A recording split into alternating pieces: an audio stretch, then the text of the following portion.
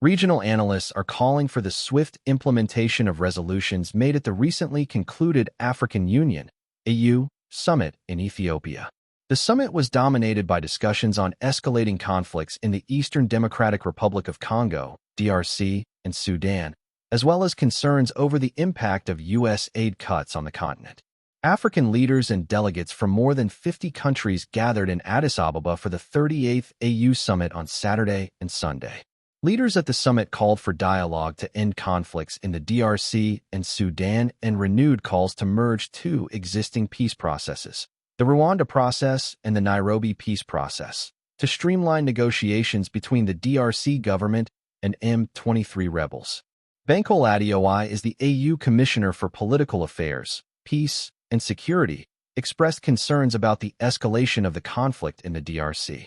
"We are all very, very concerned about the risk of an open regional war over eastern DRC," Adeoye said. "We have reiterated the need for caution and called on the M23 rebels and their supporters to disarm and withdraw." More than 3,000 people have been killed in clashes between government forces and the Rwanda-backed M23 rebel group. The rebels have captured large Congolese cities, including Goma and Bukavu. African leaders also condemned human rights violations caused by the nearly two-year conflict in Sudan. But security analyst Senator Irowegbu said African leaders need to match words with action this time. "If what's happening in DRC is not well managed, it will escalate," Irowegbu said. "It's not just issuing a communiqué at the end of the meeting. It should be followed up with some strategic measures or plans to ensure that they bring some of these issues to the table and set up mediation teams, and let's look for African solutions to African problems." Beyond security, leaders further addressed the impact of climate change and food security on the continent, while demanding reparations for centuries of slavery and colonialism. John Mahama, president of the Republic of Ghana, said the economic impact of colonialism has been profound. "The continent lost trillions of dollars in both human and material resources due to colonial exploitation," he said.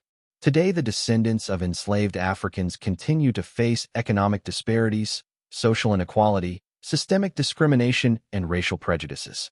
Addressing these challenges requires more than just acknowledging them. It demands action." African leaders also discussed the impact of U.S. aid cuts, urging the continent to focus on self-sufficiency and domestic funding for development projects.